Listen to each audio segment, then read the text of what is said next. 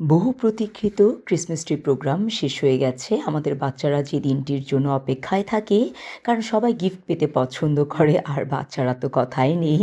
আমার বাচ্চাটাকে আমি অনেক দিন ধরে বলে একটু শান্ত করছিলাম যে স্যান্টা ক্লজ ইজ কামিং, ও তোমার জন্য গিফট আনছে, সো দুষ্টুমি বেশি করো না। আর ও খুব এক্সাইটেড ছিল যে কী পাবে। তো স্যান্টা ক্লজ তো এসে গেছে। আমি একটু দেরি করে ঢুকেছি, যে কারণে আগেরটা ক্যাপচার করতে পারিনি। সব বাচ্চারাই তাদের গিফট রিসিভ করেছে সান্টা ক্লজের কাছ থেকে।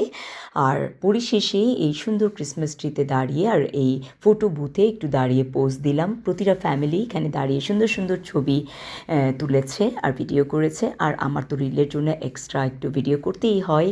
তো এই যে পরে সব বাচ্চারা মিলে একসাথে মজা করছিল, পুরো ক্লাব জুড়ে দৌড়াদৌড়ি করে হাসি আনন্দ করে মুহূর্তটা কাটিয়েছে। আর এই প্রোগ্রামটা যেহেতু বাচ্চাদের জন্যই নির্ধারিত, তাই ওদের আনন্দ দেখে আমরা প্রত্যেক পিতামাতা আরও বেশি আনন্দে উদ্বেলিত হয়ে যাই, কারণ বাচ্চাদের আনন্দই আমাদের আনন্দ। তো পরিশেষে ও অপেক্ষা করছিল কখন সে বাসায় যাবে। এই যে আমি কয়েকটা ছবি দিয়ে দিলাম স্যান্টা ক্লজের সাথে। সে তো ওয়েট করছিল কখন বাসায় আসবে আর ওর গিফটগুলো খুলবে। তো খুব চমৎকার একটা বানি পেয়ে গেছে, যেটা পেয়ে সে সুপার এক্সাইটেড ছিল।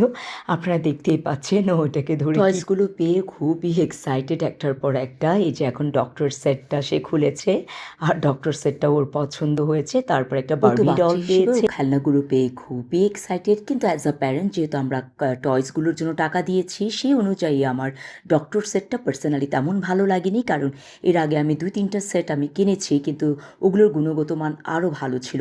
চশমাটা বসছিল না, তো এটা দেখে একটু আমার মনোপুত হয়নি। তো পরিশেষে ও ফুড বক্সটা খুলে ডোনাটটা পেয়ে অনেক